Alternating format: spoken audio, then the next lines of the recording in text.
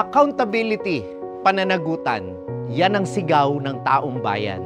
At ito rin ang mensahe ng mga pagbasa ngayong linggo.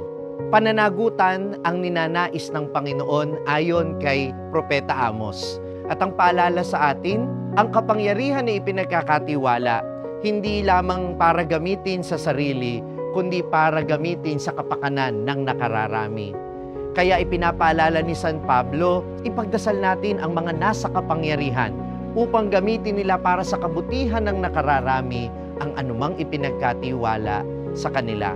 Mula sa sentimo, libo, milyon, bilyon at trilyon na ninanakaw mula sa kaban ng bayan, marami tayong nahihirapang mga kababayan. At yung galit natin, sana ay magdulot din sa atin ng pananagutan, na magsimula ang pananagutang ito sa ating mga tahanan. Kaya inaanyayahan ko lalo ng mga magulang ng ating mga kabataan na bantayan ang kanilang murang kaisipan. Pinapanagot ba natin sila sa kanilang pagkakamali o atin lamang silang kinukonsinti? Tama na, iwaksin na natin ang katiwalian at ang pananagutan simulan sa ating mga sarili at sa ating mga tahanan.